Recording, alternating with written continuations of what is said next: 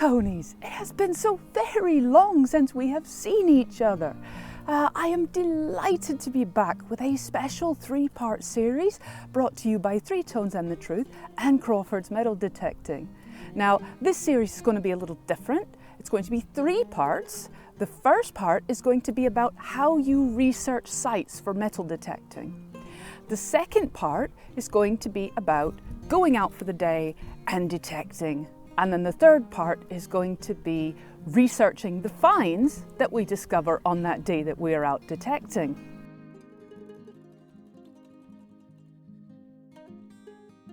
Coming to you from a very chilly Highlands of Scotland, welcome to part 1 of our series on metal detecting. This session is on how to research your site. So, you've done all that long hard research. You've bought the perfect detector for you, and there is no perfect detector for everybody. There is a perfect detector for you and your situation. So make sure you research it properly. So anyway, you've done that. You've bought your detector. Now you want to go out, you want to use it. Obviously, it's arrived in the post. You've charged it up. You're ready to go. Where can you go? Well, if you own your home, you can do your garden. If you don't own any property, you're going to have to sort out where you're going to go because you can't just go anywhere. A lot of people go to the beach first, and that's absolutely fine. There are places to look online and see what areas of beach that the Crown owns, and those you can go to. We'll discuss that a bit more in the video. The second thing you can do is you can join a local metal detecting club, and they will have permissions already for you. You go along onto their digs, when we're not in special times obviously, you go along to their digs and you have permission, you have lots of people there to help you. It's a fantastic way to get started in the hobby, so certainly check out your local clubs. Thirdly, you can get your own permission. Now, there are tips and techniques for that. I'm not going to cover them in this video, but if you're going to go and seek out a permission, or you've been given a permission, you need to research. You need to research and look where people have been, what has happened there. It's really, really important. You don't want to be going and asking farmers in a place where nothing's ever happened, because you're not going to find much. You want to focus your attention on those sites where you have the best chance of finding things. Makes sense. So if you're going to go out and knock on doors carefully and using all social distancing, if you're going to go out and do that, you need to think about where you're going to do that. Or if you've had a permission land in your lap, lucky you, you want to research that permission and look at the best place on that permission to focus your attentions to give you the best chance. Now, how do you do that? Well, we're going to cover that with the computer. I'm going to link in and I'm going to show you all of the different places that I go, and there is a list in the description of all of the sites I've used.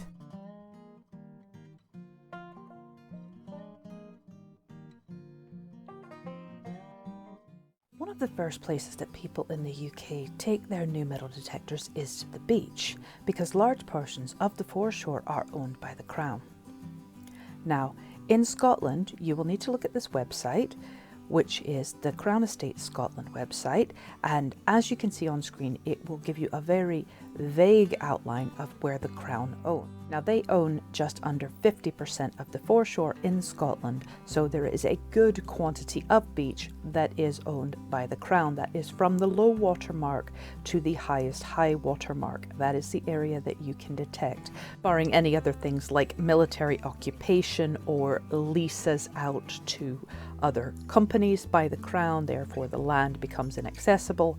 Or, for instance, in Aberdeen Council, it doesn't matter if the Crown owns the land or not. Aberdeen Council has a blanket policy that no one detects on their beaches without permission from the county archaeologist. So this is something you will need to look into for your local area. In Scotland, if you want the map for a particular area, you will need to email into the Crown Estate Office, tell them exactly where you want, and they will send you the map back via email. There is no easy way to access the maps, unfortunately. Sometimes you can go onto metal detecting forums and people have posted up the maps that they have acquired themselves through emailing, and that is a good way to try and put together a picture. It is very possible somebody in your area has done it already, and reach out to your local metal detecting club members and see if anybody has already accessed that map. As you will see from the map here, in England, Wales and Northern Ireland, it is all online. You are so fortunate, because all you have to do is zoom into your particular location and it will give you all of the details you need about what is owned by the Crown. These areas that are popping out in purple, those are Crown owned areas. You do not need a permit anymore. You did before, but you do not anymore to go along to these Crown owned areas and detect. But again, the same caveats apply as anywhere else in the world. If it is a listed area, if it has a scheduled ancient monument on it, if it is an area of military activity or commercial activity, obviously you are not going to be able to access it. Use your common sense. But as we scroll up the coastline here, you can see quite clearly what is purple, what isn't purple. If you zoom in closer, it gives you even more detail. They do request that you read this statement they have on metal detecting, that they have as a pop-up when you first go onto the site. Please do that. It gives all the details about what is allowed. One of my joint first resources that I access when I'm going to research a site is the National Libraries of Scotland map pages. And don't be fooled by the name. The National Library of Scotland holds maps for places all over the world. They have digitized almost all of them, and it is a tremendous resource. There are many different ways you can search. You can search by place, georeferencing, side by side, series, air photos, all sorts. It is a wonderful resource. The map that is now on the screen I discovered by typing in the place name Inverness, and it came up with a series of maps that had been made in the area of Inverness, and I chose this because the area that we're going to go and detect is just off this point here. And as you can see in this map, there is some habitation there and the ferry point. We zoom in a bit, we can see a bit more information about what's going on there. We can see the docks, and you can see the pier and the ferry point at the end with a few structures. We go along to our next map here, and when we zoom in, we can see that it shows a lot of structures, but it doesn't quite go north far enough for where we want to be. But it was one worth trying just to see what sort of information is out there.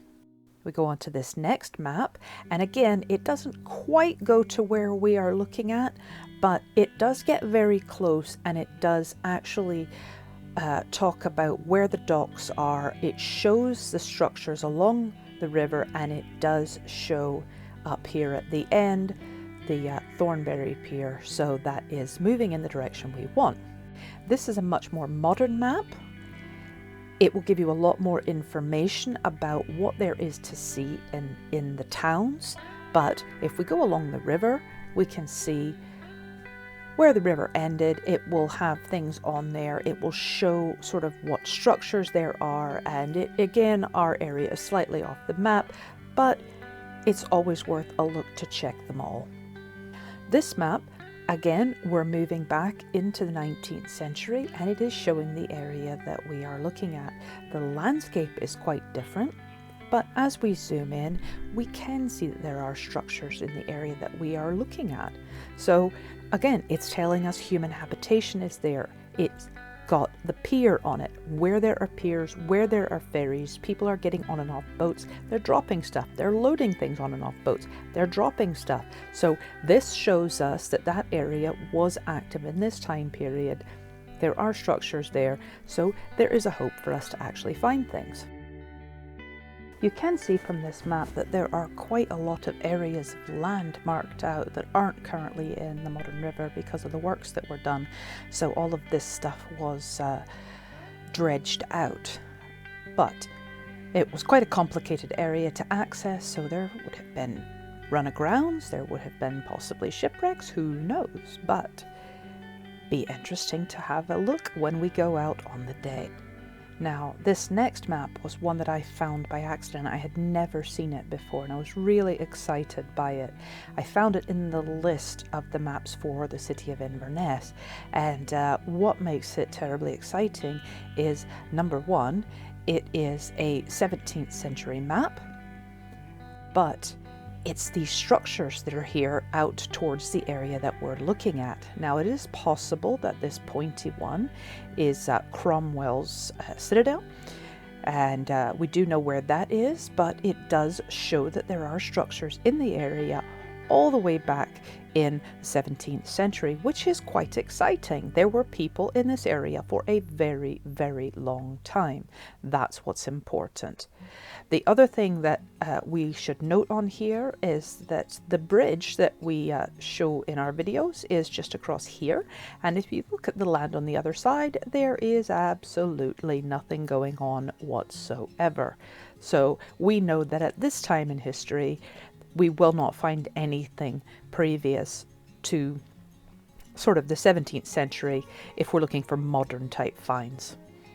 Now, moving on, this is another scale drawing. This is an ordnance survey map of the area that we are looking at, and it just gives you that much more information. It's a more technical kind of map drawing, and will show you exactly what's happening in the area, where there are structures, and where people are habitating, dropping things, living. As you can see, as we go along this road, there are quite a lot of structures that is leading out to the ferry point where we will be detecting. So again, it's evidence of habitation. Okay, this is quite an exciting feature on the National Libraries of Scotland site, in that it gives you side-by-side maps. Here we have a historic map of Hartlepool, and we have a current top-down satellite view of Hartlepool.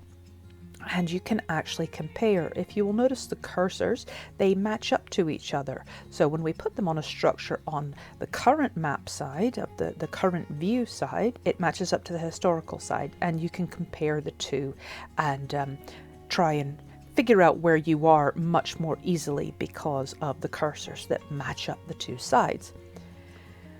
The other feature that is part of the side-by-side maps on the National Libraries of Scotland for England, Wales and Northern Ireland a bit is the Lidar.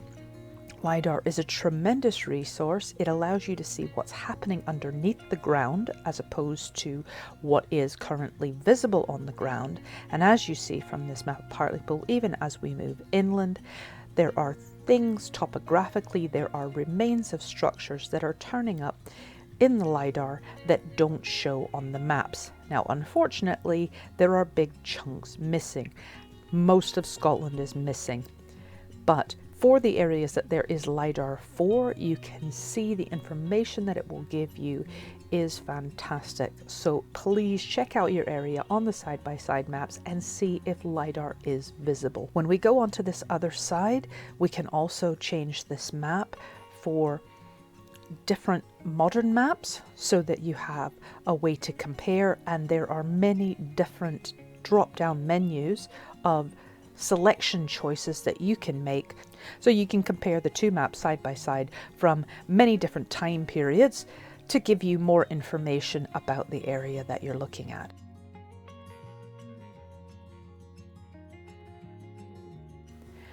One of the first things you need to check when you go out on the site is if there are any scheduled ancient monuments on that site, whether there are battlefields or protected areas or SSSIs, things that you shouldn't be detecting on. Also, if you're given a permission and there is one of those on it, one of the things you can do is look at the parameters of it and detect just outside of it. This website will give you that information for England. You just put in the name of the place or a keyword, or you can search using a map, and then you can make sure that you are absolutely right and legal on the site that you are detecting on. In Scotland, we have this site, and again, we can search through mapping or we can search through place name.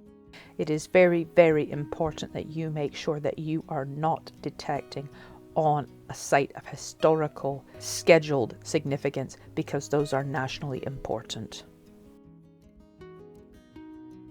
Archives are a key resource for researching your sites, and there will be information in archives that you will not find anywhere else. Unfortunately, due to the current situation, archives are closed, but when they are open again, you can use this website and it will tell you what your local archive is, where it is. It will give you the information on when it's open. It will even tell you about what they have online. And this is for the entire UK, England, Northern Ireland, Scotland, Wales.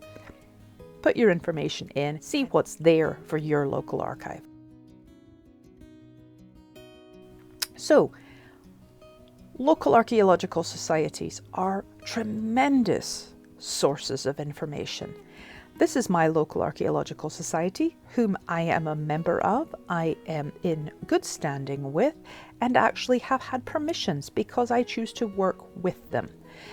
They research areas, they seek out maps, they will publish reports on areas that your permission might overlap onto, or an area that they've done next to. They might have a map in their report that overlaps into the area that you are detecting on. It is always worth checking these out. They also give talks, they give walks. They are great people to get involved with.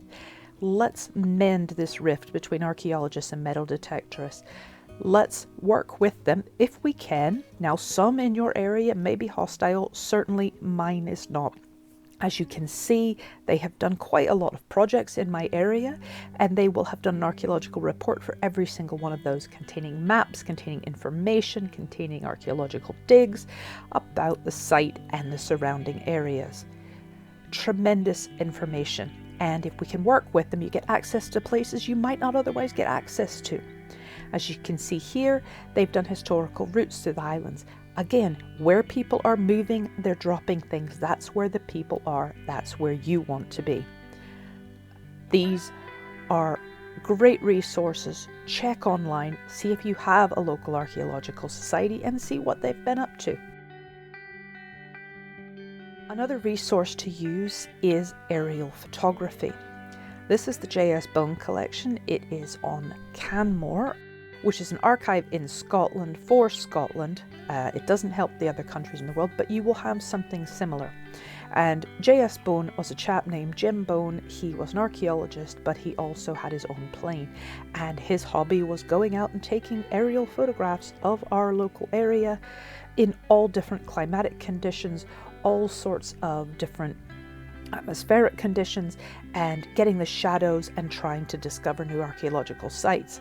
Now, Nosas, the local archaeological society, inherited his collection when he passed away a couple of years ago, and they've arranged with Canmore to have it all digitized. It's all scanned in, and we can actually go and we can look through all of these wonderful photographs that Jim took, and the information is there for everyone. So again, your archives in your records for your area will have things like these photographic collections, and go and look them out, because the information that's there is information you're not going to get anywhere else. This is actually one of Jim's photographs that was taken of my local area over a town called Dingwall, and if you look here at the bottom of the photograph, in these circular structures, they are not visible on land.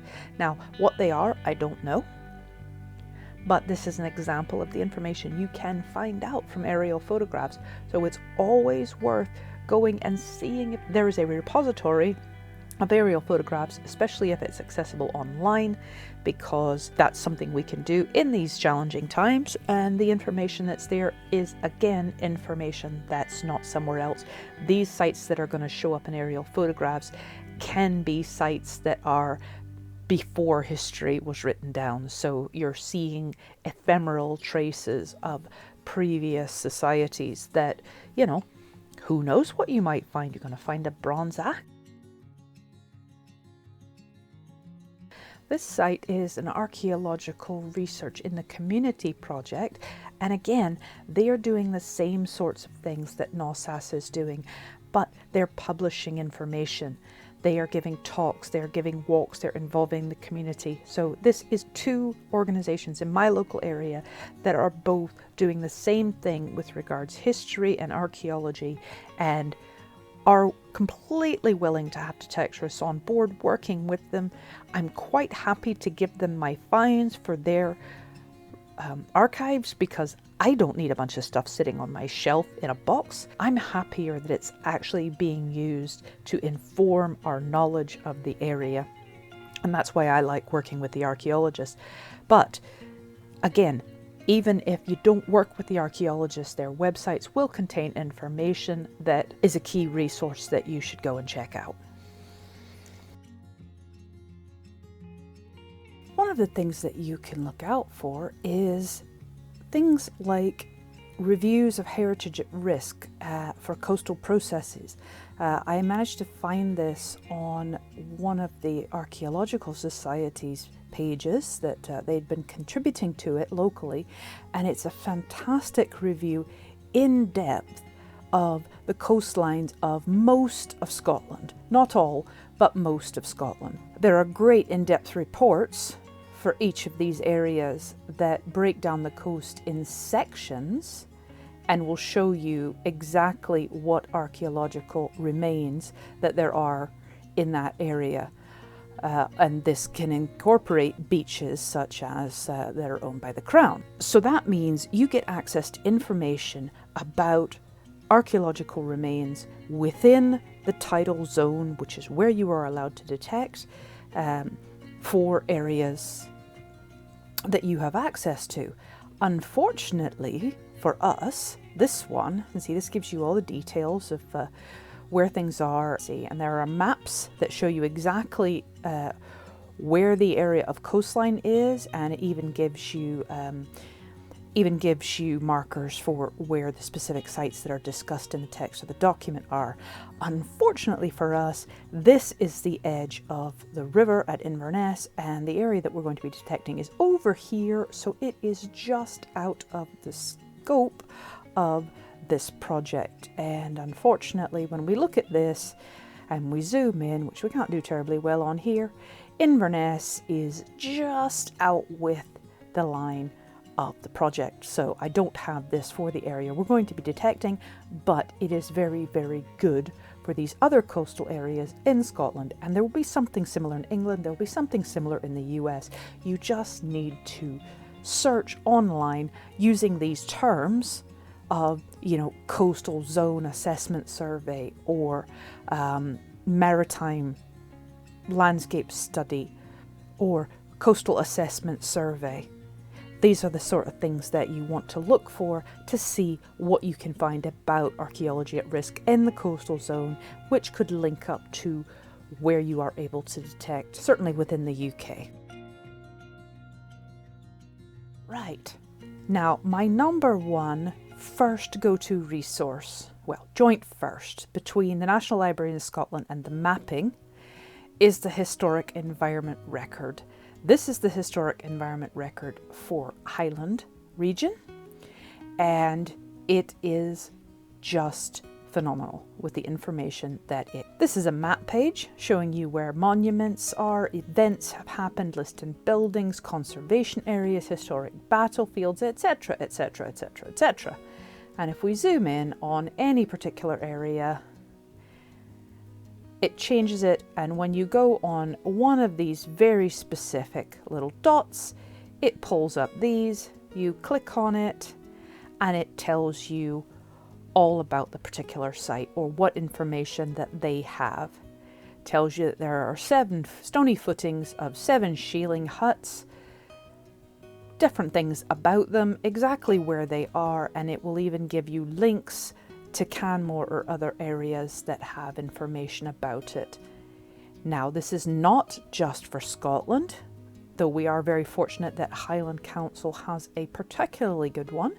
But if we go here to Heritage Gateway, it enables you to find historic environment records for England and Wales, and where you can look at the specific regions and see whether they have ones that are online or not. As you can see, the little dot means that they actually have one you can search online. So all of England and Wales is covered. Northern Ireland I am not sure about, but these historic environment records are becoming more and more common, and they are just fabulous. It is my first port of call when I am going to look at a new site, followed closely by the Scotland Maps resource. Another place you can look is Archi Maps, which is great. Here we have worldwide sites. They have old maps, they have archaeological sites, they have ancient place names, they have every possible way that you can search. So this is a tremendous resource as well. Utilize it. Get in there and put your terms in and see what comes up. I mentioned in the intro, Inverness Local History Forum produces quite a lot of books. They hold meetings with older residents, they collate oral history, and they publish it in books. They also give talks. So this is a great resource for me. I will put in a photograph now of the cover of a book that I have purchased from them, but they have done books and booklets on lots of local areas that have a lot of old maps, so they can do the research for you. It's really worth checking these out. Arch that I showed earlier, that was the community's archaeological group up here, they also do oral history. They also publish books, of which I will put a picture in of the cover of one now, and they are very, very good. So look these places out for published materials, not just for the websites, but for the published materials, also for talks that they offer. Look them out in your local area. Use the search terms, community archaeology, local history, and your local town name in, and see what you can find. There is an extraordinary amount of information out there. I'll also mention deeds at this point. You will get information from landowners that you can't get anywhere else. I've had a map from a landowner that I was not able to access anywhere else. He had actually got it from the archives, but he happened to have it and he let me take a photo with my phone, and bada bing, bada boom, I then had an ancient map of the area that I was detecting in and could target my search even better. Look for biographies, Victorian biographies. I've got one for my particular community that is fantastic, and there's information in this guy's diary you won't find anywhere else. Look for local histories that aren't the booklets that are done by the community archaeology or the historical societies. These are academic works that are written up about the area that you live in, and there'll be maps in there that they will have found. There'll be all sorts of things in these books that you can't find in other places. They will have been down to the national records, they will have been down to the archives, they have been in other places, and they will have sought out this information already, so it can be very handy to have it all in one place. For Americans, I would suggest that you check out the National Libraries of Congress site and look for Sanborn maps, Sanborn. They were fire insurance maps that were done for many, many areas in the US, and they can give you a tremendous amount of information with diagrams. And for my American ancestry that I do genealogy for, it has the landowners' names, but it also has the structure, so you can get ideas of where communities were in the past that aren't anymore. Look for property owners' maps on the National Libraries of Congress. Look on old newspaper sites in the UK and in the US. Go and check out, and Canada, go and check out these newspaper sites and type in the area you're looking for and see if you can find any stories about significant things that have happened, and that can give you clues as to what might have occurred on the property that you're looking on. There is so much information out there. You run the risk of actually spending more time researching than you do out looking in the fields, but if you have a limited amount of time to get out detecting and you do your research first, you can target it when you get out there. Now remember, you must have permission. You must have permission from the landowner. You also must have permission for the tenant if it's a tenant farmer there. The landowner may secure that for you, but if the tenant comes out and goes off their head because you're on the property, apologise and go back to the landowner, because the tenant has rights over the property too. So that was a little run through on how I research my sites. The next video we have for you is going to be going out and detecting for a day. Yay, I can't wait. I haven't been out in ages. So let's take the research that we've done, let's think about where we're going to go, and I'll see you on the next video.